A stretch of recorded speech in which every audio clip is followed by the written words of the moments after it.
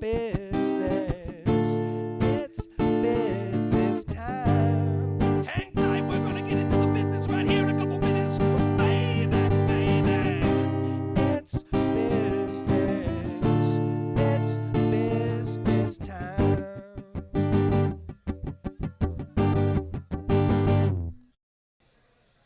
All right, we are here with week 34 of It's Business Time. We are joined this week by Dwayne Todd of Weekend At Bertha's, of Diamond State Merry Pranksters, and many, many other ventures. Urban Shaman Attack, you got a lot of good stuff going on.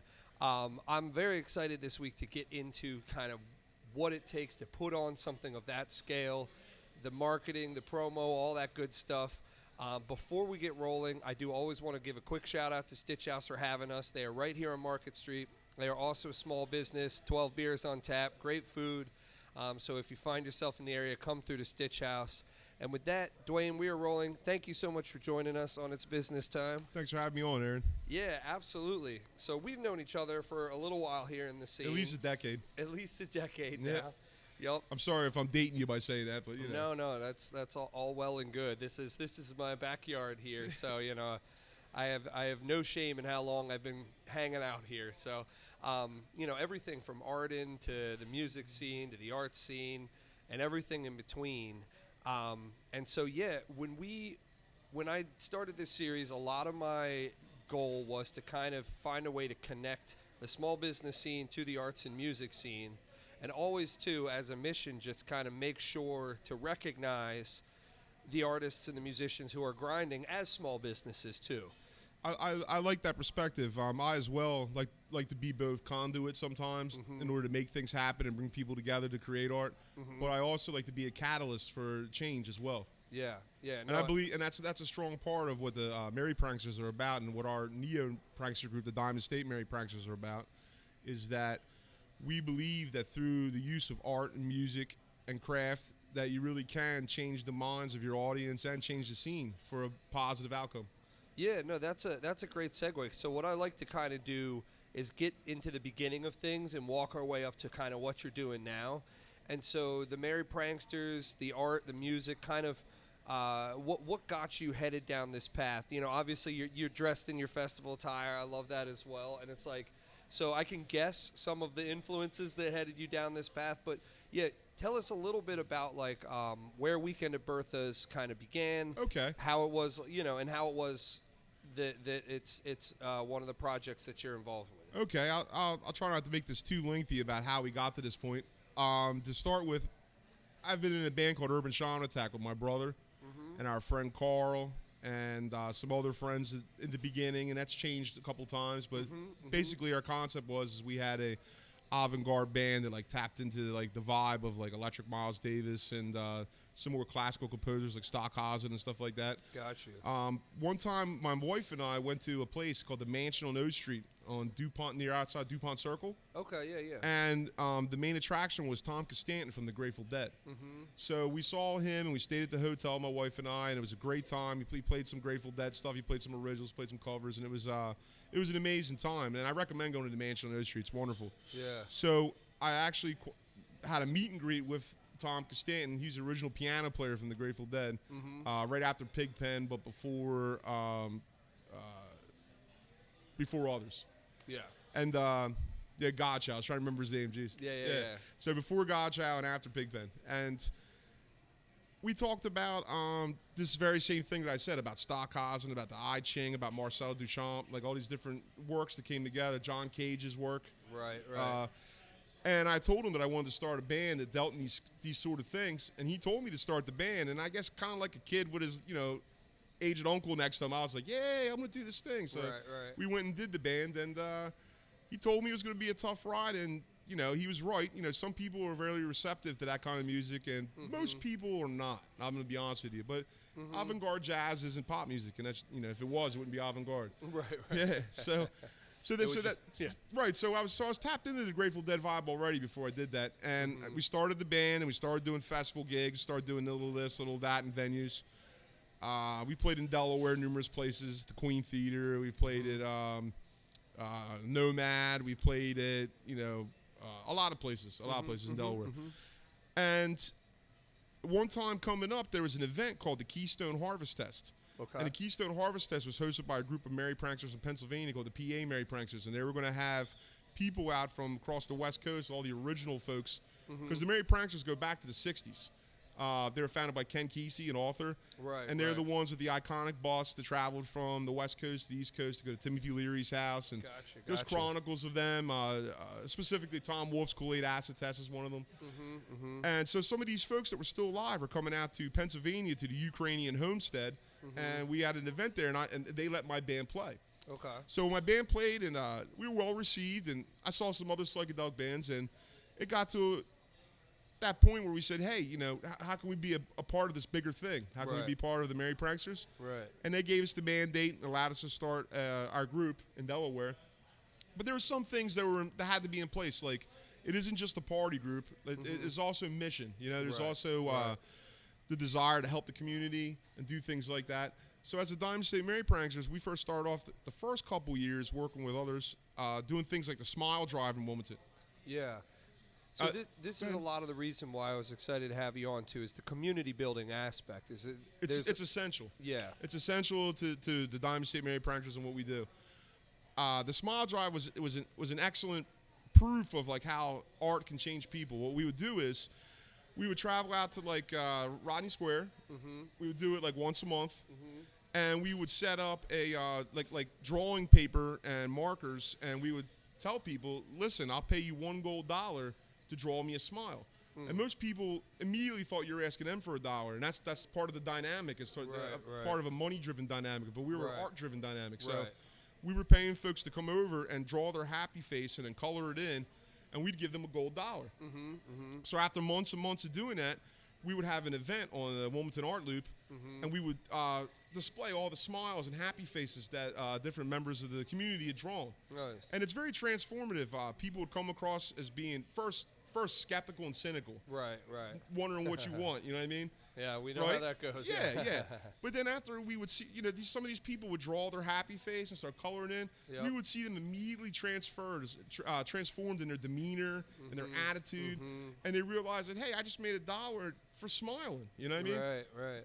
And we also understood the irony, too, of how some folks in some establishment positions are really trying to buy smiles on a regular basis. Right. So we were doing that in a microcosm as well. Right. And that's got a lot to do with the strength of our magic and our idealism, what we do with the Diamond State Merry Pranksters. Yeah. So after doing a series of events and happenings and tests and things like that, we got a chance to do our first music festival. Okay. So we've done a couple music festivals. We usually have them at Firebase Lloyd. Okay, and was that in the beginning? Was that always kind of branded as Weekend at Bertha's, or this was? Oh no, we moved into that. First, we started off just doing happenings and tests. Okay, gotcha. But then we took a shot at doing a music festival. I got to be honest. I was influenced by Cynthia Ferguson and Mike Zatwarnitzky and what they were doing with Weedstock. I like what they were doing. I like the venue they were doing. And so, you know, I tried to find out how we could also do something, but fine-tuned to what it is we do. And so, just to give you like an overview of how we use symbolism and craft in order to get things done. Last year's Weekend at Bertha's, we tried to center it on traveling to the moon, right? So we had Dos Hermanos, which, again, I'm going back to Tom Costanti. He was in the band with Bob Braylove. And they do an avant-garde kind of like Grateful Dead-esque, but jazz-heavy set, right? Right. Space music, if you would. Right, you know? right, yeah. And we also hired Artemis Pyle Band because Artemis was the name of the moon mission. It was called the Artemis 1 mission to the moon. Yeah. So we geared a lot of what we were doing, hiring bands that were outer space oriented, and then we hired some, the undercar with support from local bands. Right. And that sort of thing. And, we try to host an amazing time. And I don't get any complaints, but it's still building. You know what I mean? I wouldn't say that we're exactly where we want to be in terms of attendance or in terms of the bottom line. Yeah. But it ain't just the bottom line we're working with. Like, again, the community, engaging people. Yeah. Giving people a safe space where they can be themselves. When you come to Weekend at Bertha's, you can absolutely be yourself, you know? Yeah. And there's things happening there that lend to that. So folks that came to Weekend at Bertha's, they walk away from it back into the world, the world of like the cable news and the world of politics and the world of the job and identity, it goes on and on, all the different things that are kind of a dynamic we've been working with since about 2019, 2020. Right. That I don't necessarily think serves to help people, but nonetheless exists. So Weekend at Bertha is that break from that. Right. When you come to our music festival, you get a break from that scenario. Yeah. You know? Yeah, and I think that's all around important. And we had James Vicks on a few weeks ago, very involved in Weedstock. I know James. He's nice. He's a good fellow. He's a good guy. And the reason I kind of mention is because this is festival season, as it were, where a lot of people are kind of trapped indoors all winter long. A lot of this series, has been focused on small business owners who are in the grind, so to speak, and their day to day is very intense. Whereas a lot of artists and musicians, there's like an on and an off season. There's a more of a flow where there's a period where you can't have a 200, 300, 400 person music festival outside, right? Because it's cold and everyone's inside, and so it's kind of cool that, as we're heading into May and June, we have these huge community events, these outdoor events, and there really is, like, one thing I do want to shine a light on real quick is just the amount of logistics, the amount of phone calls and emails and scheduling and connections and networking and planning and ordering porta potties and all these things going into a very, very small moment, a 2 or 3 day period. Right, a snapshot, if you will. A snapshot, yeah. Yep. So I didn't mean to pull you off your flow what you're saying is very accurate. And I appreciate you noticing that because there is a lot of work in it. Yeah. And it isn't just the work of myself. I'm the coordinator for the Diamond State Merry Pranksters, but it's also my brother, Rich Todd. Right. My wife, Marcel Aniskew. Mm-hmm.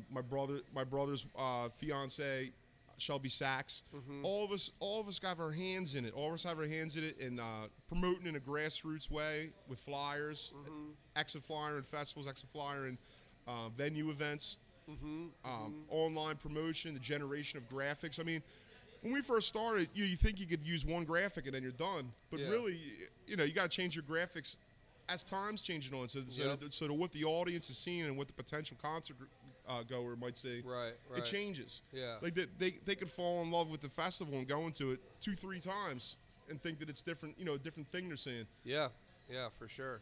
Okay, so you did, and also what's kind of cool too is like the product is the festival, right? Yes. Like, and the early years you were kind of doing a step proof in. of concept. Yeah. The concept and the mission is essential to what we're doing. It's what separates us, I believe, from a lot of music festivals. Okay. Is when we go into a music festival, like I was explaining with the Artemis 1 project and using Artemis Pile and outer space going to the moon and using a psychedelic space band as another headliner. Right.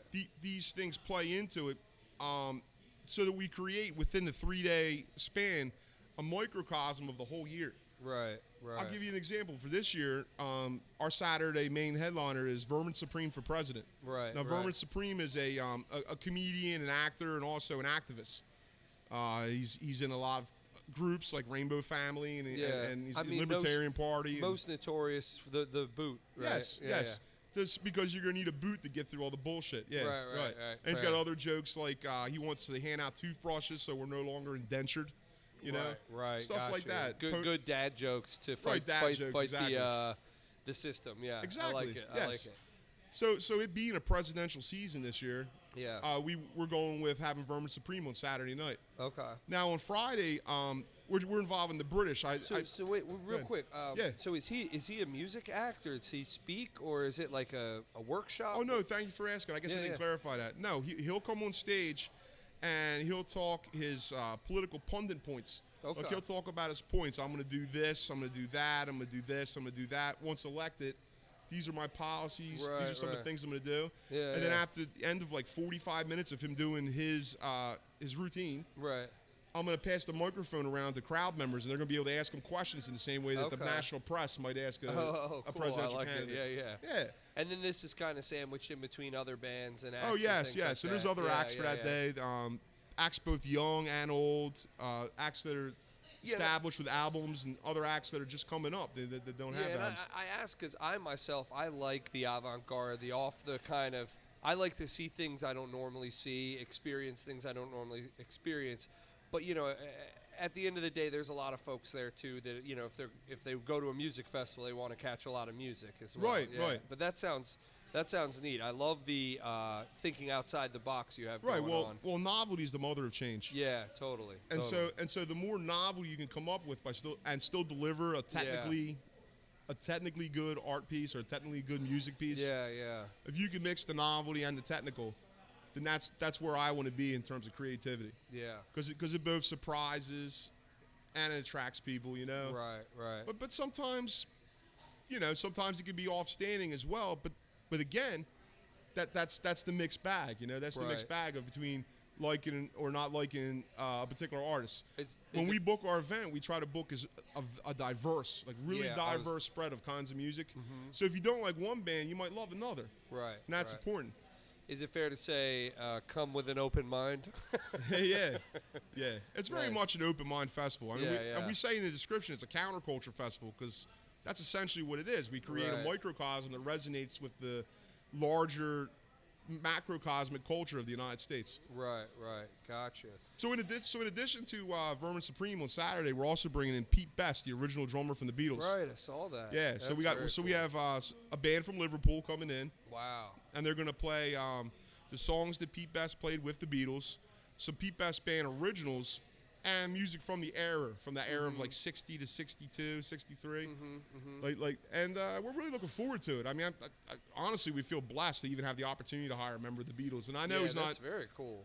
the Fab Four, Right. but I mean, hey, Yeah, it's also 2024. I mean, what do you Right. expect? At some Right. point? Yeah, that's right. neat, though. We're visiting these ideas for its art. You know what I mean? Right, Not necessarily like I'm trying to imagine myself with a pop band playing. Right. And that's also part of it, the budget. It's the budget for hosting something like a Firefly Music Festival, Yeah. or something like that. I hope they don't Right. mind me saying the name of their festival, but Yeah. that involves a different level of budget and sponsorship Totally. than it does to book something at our size, which is 1,000 capacity.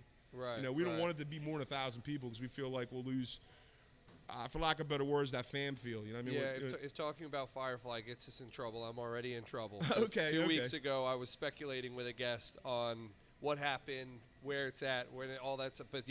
But anyway, the budget does matter for sure. Right. Particularly when you have such a large community all kind of woven into it. You have volunteers, you have paid people, you have to Yes. hire production, you have to hire, Yes. like I said, all the little like logistics things from security to porta potties to all that stuff. It's like, Oh, it's yeah. complicated. Yeah, it's quite a checklist of things you have to do and get in order. I actually just did like a little tip of the cap to you. I considered myself quite good with budgets.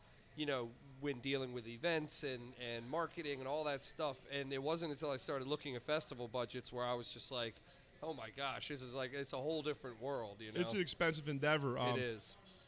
Some of the bands we have in our festival have been members of the Rock and Roll Hall of Fame, Yeah. Grammy winners. Yeah. We've had Johnny Neal of the Allman Brothers. We've had Artemis Pyle, who played with Leonard Skinner. Tom Costanza and Bob Bralove with the Grateful Dead. Yeah. Molly Hatchet. Very cool. Yeah. We had, who else did we have? We had Tony Trischka. We had one of the members of the String Dusters. Like, just people who have actually they've won done awards. it. They're actually Yeah. people that have what's the better word I'm looking for? I'd say like they've been to the mountaintop, right? There you go, yeah. Like they know what Right. it's like up there. Right. There's like a saying that people talk about with the Super Bowl, right? It's like if you've been there once, then a lot of the jitters are gone. Yes. And people who've played in front of 40,000 people before, Yes. or organized huge festivals and dealt with the craziest stuff, they're gonna, like in this series too. I always encourage people, like, if you don't have a mentor, if you don't have someone to look up to who's done what you want to do in the future, you're fighting uphill. It's going to be much harder. You're to learn. you're totally right, Aaron, about Yeah. that. And in our case, being in the Merry Pranksters, there's a lot of advice available. There's a lot of mentoring available. There's people who have been doing this since the '60s. Right, we can ask right. questions of, and usually they're very forthcoming and they're helpful. Yeah.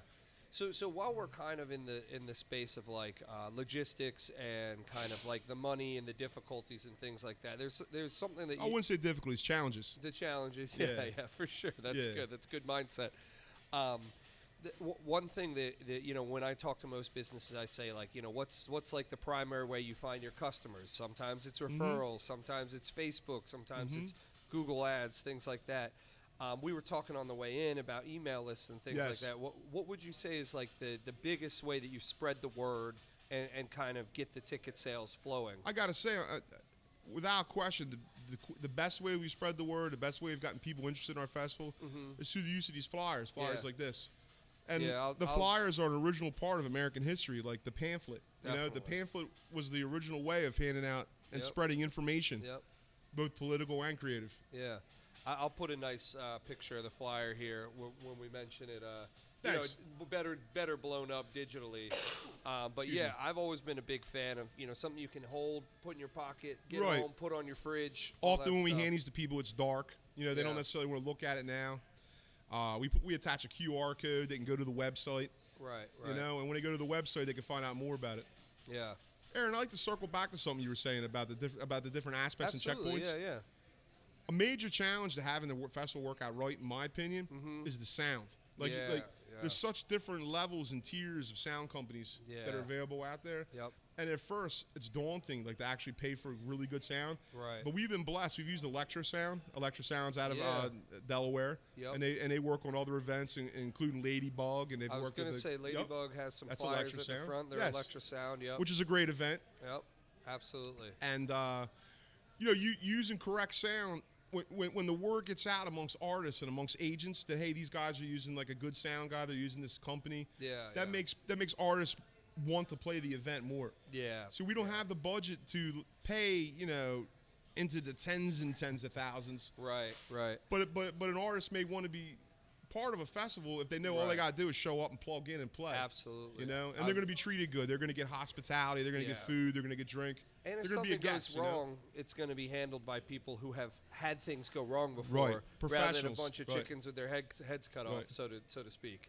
Now, and it's all, and to us too, it's not about using just the big guy either. We also use Dave Muddyman and his sound company as well. Yep. And Dave's got so much experience in doing music festivals and doing stuff like that. He does Skid Fest from back in the day. That's right. Yeah, I remember those days. Delaware. You're reaching back. Throwback right there. Sure. I don't know if I missed the Skid Fest honestly, but I don't know what that means. But you know, someone just posted like a Facebook memory or something this week, and it took me back, and that was back in Newark, and it was just like one of those backyard festivals, but it's one of those things that you don't realize who was there until 10 years later. Right. And the name comes up and you're like, oh man, I remember. Now Skidfest played a big part in my early, like, my early initiation in the jam bands and that sort of thing. Yeah. I think of Grinch. Like, I think of Grinch as being a really early band back in the day. Yep. And I think of The Vibe. I was telling you about The Vibe. Yep. And then bands that would come in from out of town, like a guy named Jim. He used to hire bands. Like the Deer Park, for instance, he would hire like the Disco Biscuits to play Newark, Delaware. Yeah, I and remember those The days. Recipe, Lake Trout, Back before Jungle Sons. they got too big for Newark. Yeah, right. I mean, even on our festival this year, we have Juggle and Sons playing. That's a band from Mark Diamede. Yeah. And he was on the Relics record label and stuff like that. And his music's not as popular as it was in the 90s. But we're talking about, again, a great artist. And when we try to get artists who have albums, artists who have, you know, experience, veterans of the festival scene. Yeah. Why don't we take a minute here to give a shout out to everybody on the flyer. I'll post it, you know, in the editing. I'll put the flyer up right here. But if you want to talk about the headliners, at least the top ones. Yeah, for sure. Okay. So we talked about Pete Best, and we know who he is. He's the original drummer of the Beatles. And then we have Vermin Supreme for president. We touched on that. Now, next to the list is our Sunday music. Now, I brought up the Ladybug earlier, the Ladybug Festival, and that actually influenced our decision to have an all-ladies music on Sunday. Okay. Yeah, it's going to start off at workshops, which my wife is going to coordinate. Marcel Annis is going to coordinate the workshops. Workshops include like stuff about yoga and poetry and like a open mic thing for the ladies, a bunch of stuff like that. Okay. But then after that, we have Bonnie Kane from Massachusetts. She's a pioneer in experimental saxophone and flute. Okay. She's going to play a set. We have Natalie Brooke coming in from D.C. She had just right. won some awards in D.C. as an artist. She's going to play solo piano and a duo with another lady named Rachel May. And then last but not least, the band Brown Eyed Women.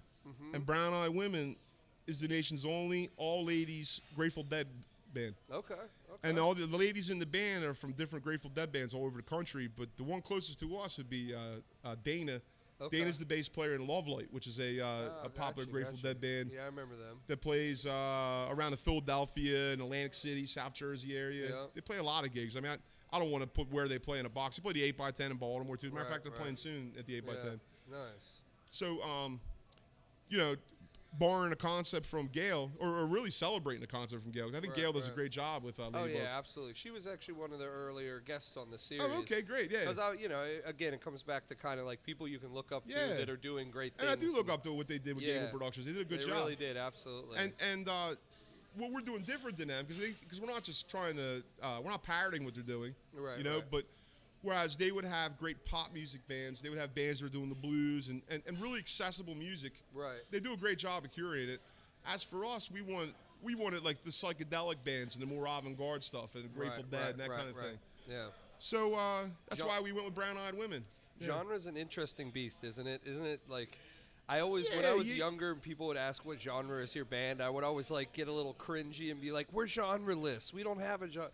But it really is like, I think some of the best festivals around are able to weave through genres, are able to kind of do like a Sizzler or a buffet style. No, you got it. And in this region, there are specific genre festivals. Like there's reggae festivals, there's bluegrass festivals, there's blues festivals, there's a jazz festival that happens in Delaware. Clifford Brown Jazz Fest right up the road here, And so they're kind of genre locked for lack of better words. Right. And so sometimes they don't go too far outside the box of what it is they're trying to do, and they attract a scene because of that. Right. Well, it's almost like our scene is an unseen. You know what I mean? Like our scene is the scene that's not inside the box, even though I'm able to communicate these things with you by calling these bands this, that, or the other. Right, yeah. No, I love it, man. Well, honestly, this is very, very cool. I'm definitely going to be there. In the interest of time, I want to keep these somewhat digestible, around like 20 minutes or so. So before you head out, let's do a proper commercial here. Let's hit on the ways people can find you, the dates of the festival, all that good stuff, so that I can kind of do all the pointing and tagging and stuff like that. So anyone who's this far in the video, they know exactly where to go and what to do to catch Weekend at Bertha's. Okay, Aaron. All right. Hello, I'm Dwayne Todd. I'm the coordinator for the Diamond State Merry Pranksters, and this is our collective festival known as Weekend at Bertha's. We have the original drummer from the Beatles coming. We have Vermin Supreme for president. We have Brown Eyed Women, the all-female Grateful Dead band. And then going down the line, we have Rainbow Full of Sound coming in after Pete Best and playing the entire Blues for a Law album complete, in addition to other Grateful Dead. Then we have Mum's the Word. Mum's the Word right now is on national tour. They're a young band, and they both are part of the mummer scene and the jam band scene at the same time, and they wear the mummers outfits, and they're really funky. We're proud to have them part of what we're doing.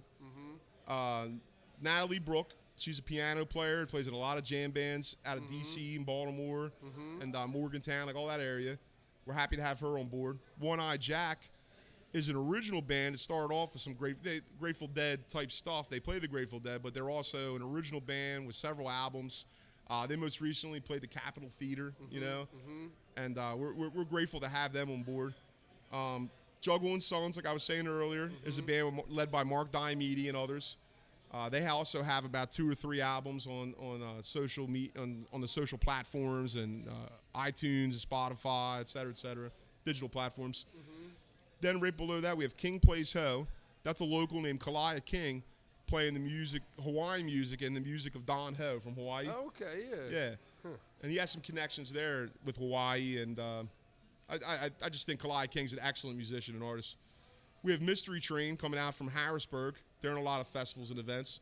Urban Shaman Attack is my band. That's a band I'm in with my brother and others.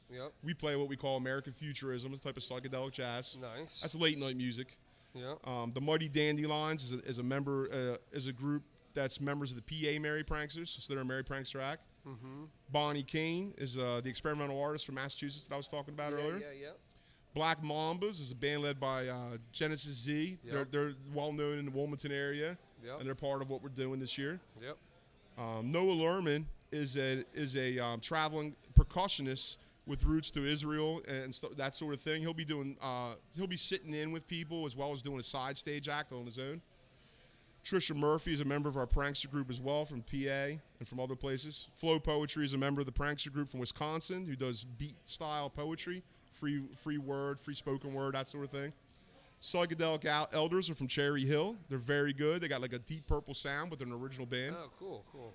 And of course, I have listed the Friday Night Drum Circle. When the music ends with Rainbow Full of Sound at about midnight, 12:30, we're gonna have a drum circle with a big fire going all the way to sunlight, as long as it lasts. Love it. And then Sunday workshops I've listed, Mm-hmm. and then the Feds are at the bottom. And well, you have to show up to find out about the Feds. Yeah. You have to show up to find out about a lot of this stuff. That's right. And they can get their tickets at WeekendAtBerthas.com. Correct. WeekendAtBerthas.com. Definitely check that out. And then, of course, too, the most important thing, July 26th to 28th. The date, yeah. The I should date tell you when to itself. be there. Yeah. So block off July 26th to the 28th. Check out WeekendAtBerthas.com. I assume you guys are, going to be updates, all those fun things. So we have both weekend passes and single day passes and VIP. Awesome. And all of them include camping. We'd rather you stay overnight and leave in the morning because we want it to be safe. Yeah. We don't serve alcohol at our festival. It's BYOB. Okay. Because we just don't want our hands in that, and we want other people to not get too drunk. Understood. And that sort of thing. Yeah. What else? In this economy, I think people would rather get those liquor store prices. No, Who knows? Yeah. But we also we're open for vendors. We allow both craft vendors and consumable vendors. Okay. Depending on what it is that you're good at and you vend. They come with 2 tickets each vending pass. Okay. And last but not least, we're looking for sponsors always. We're still looking for a sponsor. Yeah. Last year's event was sponsored by a DC dispensary. Okay. And the year before that by an oil company from New York. So we're still in the process of looking for a sponsor, and you can contact us at our email at WeekenAtBertha's one word at gmail.com. WeekenAtBertha's at gmail.com. All right. And other than that, I noticed you guys are on all the socials by the same name and things like that. So a lot of different ways to find you, but one weekend, July 26th to the 28th, to lock in there. But yeah, awesome, man. Well, thank you so much for coming through, sharing, your festival. It's clearly a labor of love. It is. It definitely is. Yeah. If I were to clock how many hours we put into it to what it pays, it would be reverse economics. I understand that. I think a lot of small business folks can understand that as well. Yeah, I can't quit my day job yet. Yeah. It's the arts and music scene, and anytime people are doing things for love, there is always that period where you're building, you're growing, you're building the community, and before things start to make economic sense. But at the same time, I think you're doing something really, really wonderful. Thank you. And yeah, really appreciate you coming through. Yep. Dwayne. Thanks a lot, Aaron. Yeah, awesome stuff. Thanks for the opportunity to talk about my festival, to talk about the roots of the Diamond State Merry Pranksters, our community events. Yeah. And to also plug, for our that we're still open for vendors and sponsors, and we're about halfway there right now. You know what I mean? And these types of things, they grow, they need involvement, they need attention, they need love, just like anything else. We want you to help come participate. We want that. Yeah, I saw that. We want it to be community. Yeah. That's awesome, man. Well, I'm definitely going to be there July 26th, the weekend of July 26th, Weekend at Bertha's. Dwayne, thanks again for joining us. That does it for Aaron. week 34 of It's Business Time, y'all, and we will see you next time. It's business.